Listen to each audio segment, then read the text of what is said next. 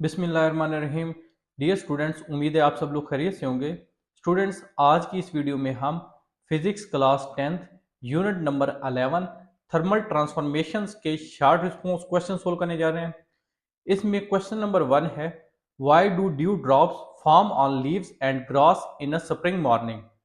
बाहर के मौसम की बात हो रही है, उसमें भी बिलखसूस सुबह के वक्त कि ग्रास और लीव्स के ऊपर शबनम के कतरे जो है वो फॉर्म होते हैं। तो इसकी रीजन हमने बतानी है। सबसे पहले इस सारे सिनेरियो में जो प्रोसेस इन्वॉल्व होता है हम उसको डिस्कस कर लेते हैं। मेनली इस प्रोसेस में दो चीजें होती हैं। Number 1, cooling overnight. Cooling overnight क्या होता है? As the sun sets the ground and objects rapidly lose heat cooling the surrounding air. जब सूरज गरूब होता है तो ग्राउंड और इसमें मौजूद जो ऑब्जेक्ट्स होते हैं वो रैपिडली हीट को जो है लॉस करते हैं। एज अ रिजल्ट जो सराउंडिंग एयर का टेम्परेचर है वो कम हो जाता है, वो कूल डाउन हो जाता है। Number 2, condensation. When the air reaches it's due point. जब हवा जो है अपने ड्यू पॉइंट को पहुंच जाती है, ड्यू पॉइंट से मुराद वो टेम्परेचर है जिस पे एयर जो है मॉइस्चर के साथ सैचुरेट होना शुरू हो जाती है। तो जब एयर अपने ड्यू पॉइंट को पहुंच जाती है तो जो वाटर वेपर है वो कंडेंस हो जाते हैं ड्रॉपलेट्स में, सरफेसेस के ऊपर। तो ये बेसिकली सारा प्रोसेस जो है वो इन्वॉल्व होता है। अब हम रीजन को डिस्कस कर लेते हैं कि व्हाई लीव्स एंड ग्रास। तो इसमें मेनली दो रीजंस हैं। Number 1, temperature and number 2, surface area. इन दोनों रीजंस को हम स्टेप बाय स्टेप जो है डिस्कस करते हैं। Number 1, temperature. Leaves and grass tend to cool faster than the surrounding air. Leaves और ग्रास ये जो है सराउंडिंग एयर के मुकाबले में बहुत तेजी से कूल होते हैं, इनका टेम्परेचर बहुत तेजी से कम होता है, making them ideal surface for due formation. और इनकी यही प्रॉपर्टी इनको आइडियल बनाती है ड्यू फॉर्मेशन के लिए। Number 2, surface area. लीव्स और ग्रास का सरफेस एरिया जो है वो लार्ज होता है। इसका क्या फायदा होता है? इसका फायदा ये होता है कि ये एफिशिएंटली हीट लॉस करते हैं। एज अ रिजल्ट ये एफिशिएंटली ड्यू की कलेक्शन हो जाती है इनके ऊपर। क्वेश्चन नंबर 2 है, what is the affect of pressure and temperature variation on sublimation and deposition. Sublimation और डेपोजिशन दो प्रोसेसेस हैं जिनकी बात हो रही है। आपने ये बताना है कि टेम्परेचर और प्रेशर को चेंज करने से सब्लिमेशन और डेपोजिशन प्रोसेस पर क्या इफेक्ट होता है। सब्लिमेशन ऐसा प्रोसेस होता है जिसमें सॉलिड जो है वो गैस फेज में कन्वर्ट हो जाती है। इसमें जो लिक्विड फेज है वो बाईपास हो जाती है। सिमिलरली डेपोजिशन प्रोसेस में क्या होता है, आप गैस फेज से वापस जो है सॉलिड फेज में चले जाते हैं। अगेन यहां पे भी लिक्विड फेज जो है वो बाईपास हो जाती है। सो अगर आप टेम्परेचर को इंक्रीज करते हैं और प्रेशर को डिक्रीज कर देते हैं तो इसका रिजल्ट ये होगा कि सब्लिमेशन प्रोसेस जो है वो इंक्रीज कर जाएगा, जबकि डिपोजिशन प्रोसेस जो है वो डिक्रीज कर जाएगा। सब्लिमेशन प्रोसेस इंक्रीज कर जाएगा और डिपोजिशन प्रोसेस जो है वो डिक्रीज कर जाएगा। ऑन द अदर हैंड अगर आप टेम्परेचर को डिक्रीज करते हैं और प्रेशर को इंक्रीज करते हैं तो इसके रिजल्ट्स ये होंगे कि सब्लिमेशन को प्रोसेस डिक्रीज करेगा, जबकि डेपोजिशन को प्रोसेस जो है वो इंक्रीज कर जाएगा।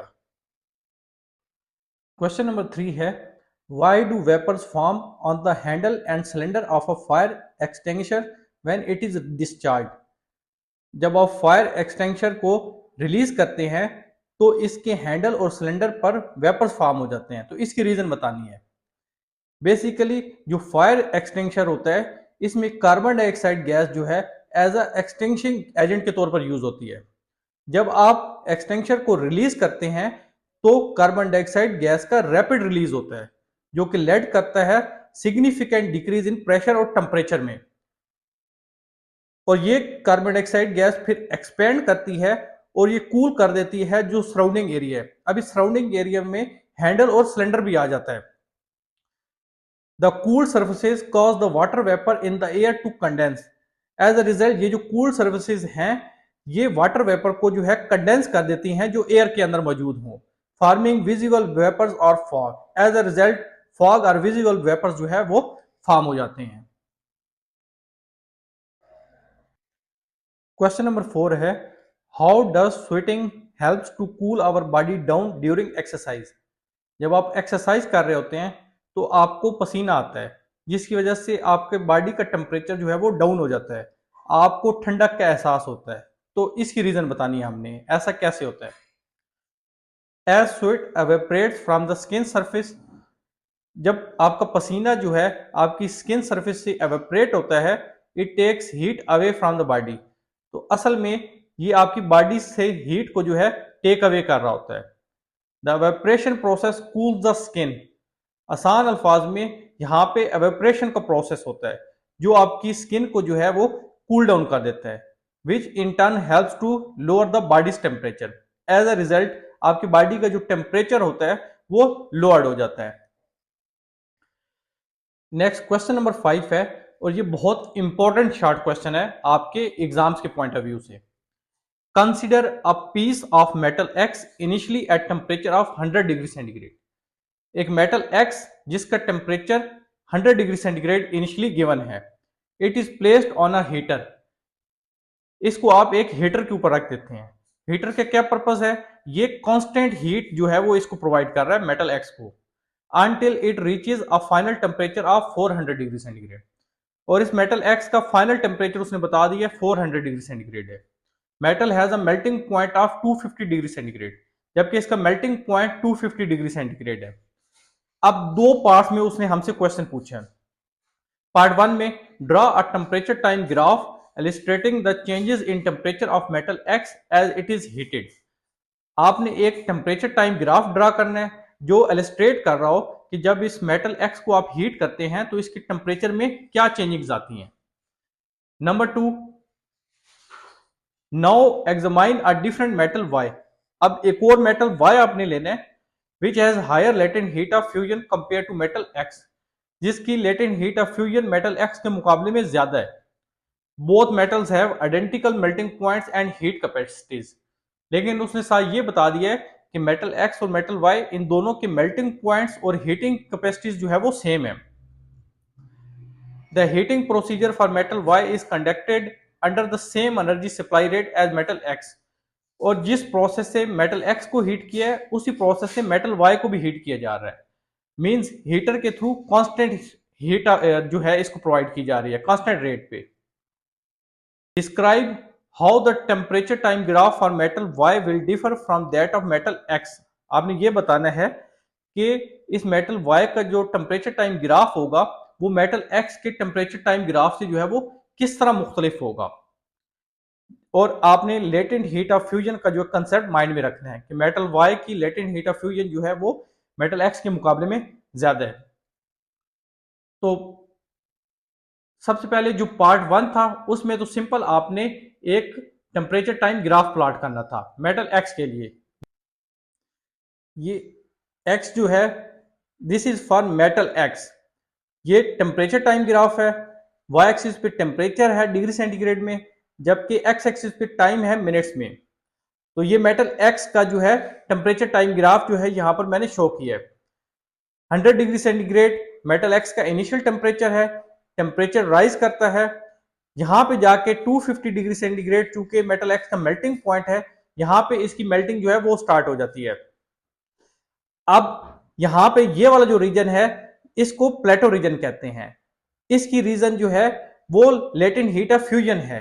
चूंकि मेटल एक्स की लेटेंट हीट ऑफ फ्यूजन है इस वजह से यहां पे ये वाला जो है प्लेटो फेज जो है वो अकर होती है। इस रीजन में जो है वो मेटल एक्स की जो है वो मेल्टिंग हो जाती है। मेल्टिंग के बाद अगेन इसका टेम्परेचर जो है राइज करता है और ये अपना फाइनल टेम्परेचर जो कि 400 डिग्री सेंटीग्रेड गिवन है वो अचीव कर लेता है। ये तो मेटल एक्स का टेम्परेचर टाइम ग्राफ था और यहाँ पे पार्ट 1 का हमारा आंसर जो है वो कंप्लीट हो जाता है। अब पार्ट 2 का ग्राफ देख लेते हैं। पार्ट 2 में हमने अगेन ग्राफ प्लॉट करना है अनदर मेटल जो कि वाई है। डिफरेंस ये है कि मेटल वाई की जो लेटेंट हीट ऑफ फ्यूजन है वो मेटल एक्स के मुकाबले में ज्यादा है। तो इसका टेम्परेचर टाइम ग्राफ जो है कुछ इस तरह से होगा जो आप यहाँ पे अपनी स्क्रीन पर देख सकते हैं। ग्राफ की शेप जो है वो सिमिलर है जो कि ग्राफ एक्स की शेप है। डिफरेंस कहाँ पे है, डिफरेंस यहाँ पे प्लेटो फेज में है। मेटल वाई की जो प्लेटो फेज है ये एक्सटेंडेड है, आप देख सकते हैं।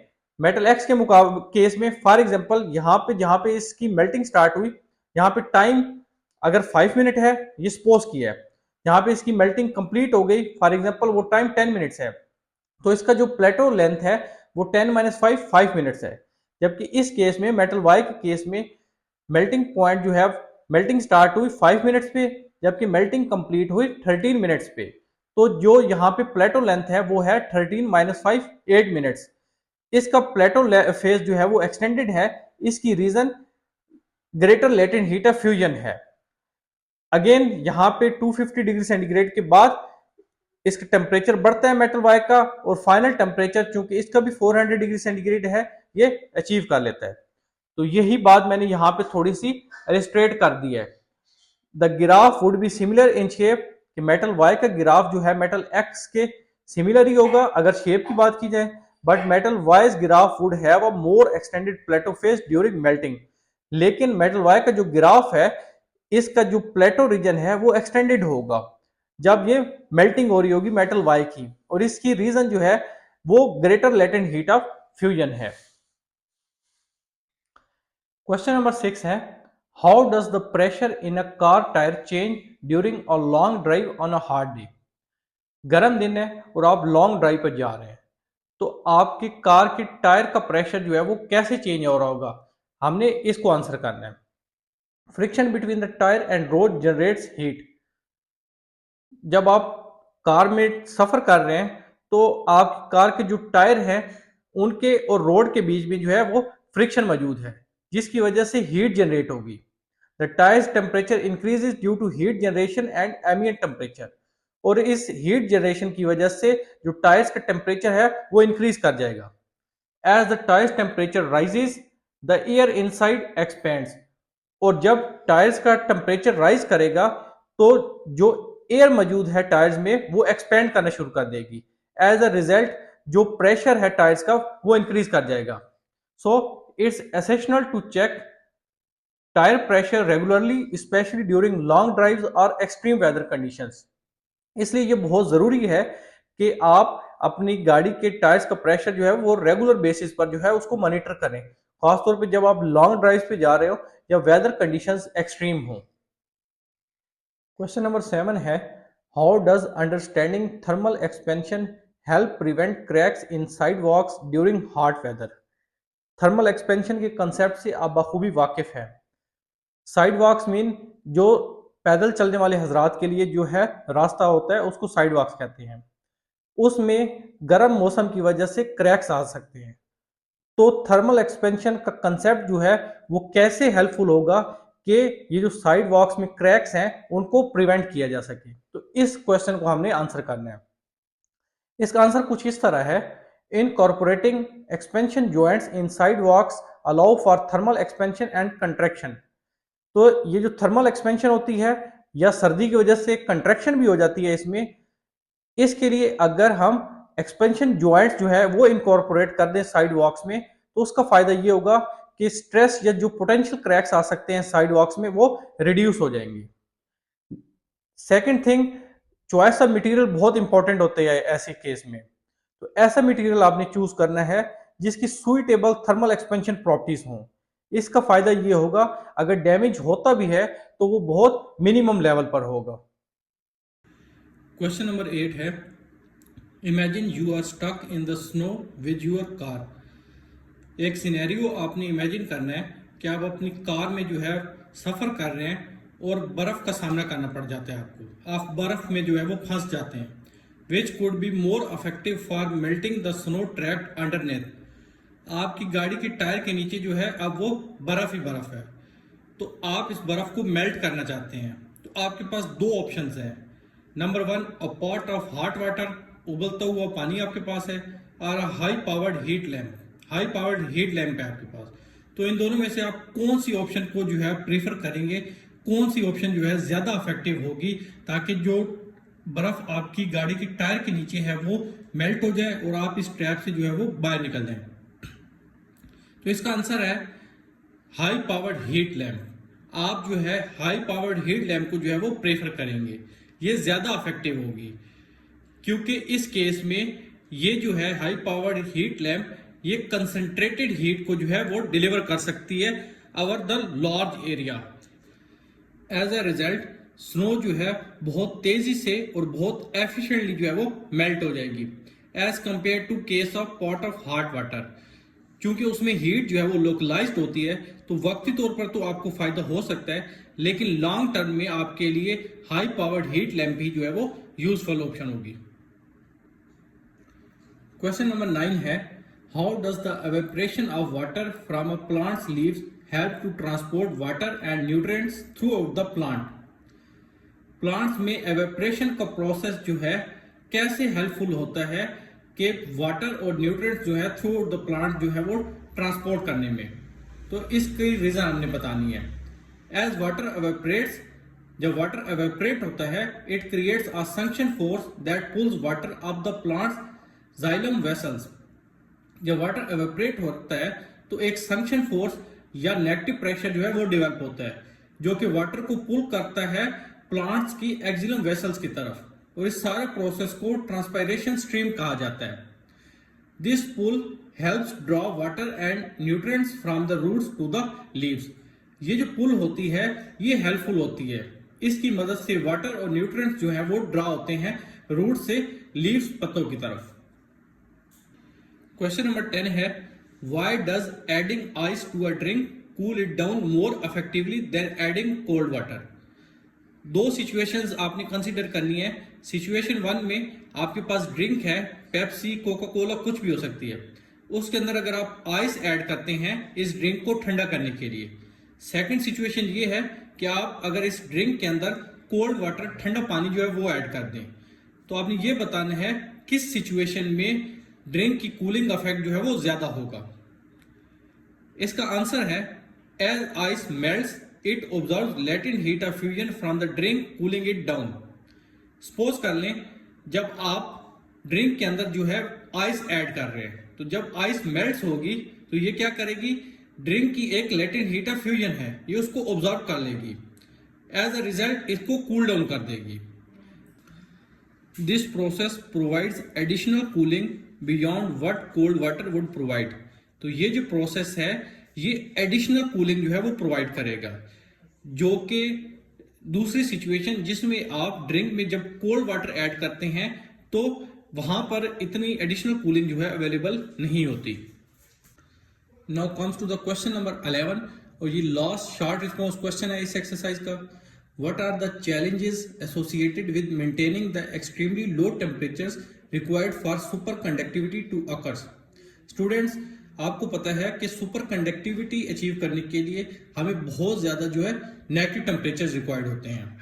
जो टिपिकल रेंज होती है टेम्परेचर्स की वो -150 डिग्री सेंटीग्रेड से लेकर -270 डिग्री सेंटीग्रेड तक होता है।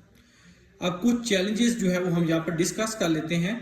मेन जो चीज है वो ये है कि इन टेम्परेचर्स को अचीव करने के लिए सबसे पहले तो आपको बहुत ज्यादा हीट रिक्वायर्ड होती है, फिर उस हीट को जो है इन टेम्परेचर्स को मेंटेन रखने के लिए आपको फर्दर हीट रिक्वायर्ड होती है। तो अब थोड़ा सा हम फॉर्मल वे में की चैलेंजेस डिस्कस कर लेते हैं। Number 1, cryogenic cooling, achieving and maintaining extremely low temperatures. Extremely low temperatures को अचीव और मेंटेन रखने के लिए आपको जो है sophisticated cryogenic cooling system required होते हैं। नंबर 2, थर्मल आइसोलेशन चाहिए, और लास्ट में कॉस्ट एंड कॉम्प्लेक्सिटी जो है वो बहुत ज्यादा इंपॉर्टेंट होती है। The equipment and techniques required for cryogenic cooling are often expensive and complex. अब क्रायोजेनिक कूलिंग के लिए जो इक्विपमेंट्स और टेक्निक्स रिक्वायर्ड हैं वो बहुत ज्यादा एक्सपेंसिव होती हैं और बहुत ज्यादा कॉम्प्लेक्स होती हैं। तो स्टूडेंट्स, यहाँ पे ये हमारे शॉर्ट रिस्पॉन्स क्वेश्चंस कंप्लीट हो जाते हैं। अगर आपको कोई क्वेश्चन हो तो कमेंट सेक्शन में जरूर बताएं। वीडियो पसंद आए तो वीडियो को लाइक शेयर कर दें। हमारे चैनल पे नए हैं तो चैनल को सब्सक्राइब कर दें। अपना बहुत ख्याल रखिएगा। मिलते हैं नेक्स्ट वीडियो में, तब तक के लिए अल्लाह हाफिज।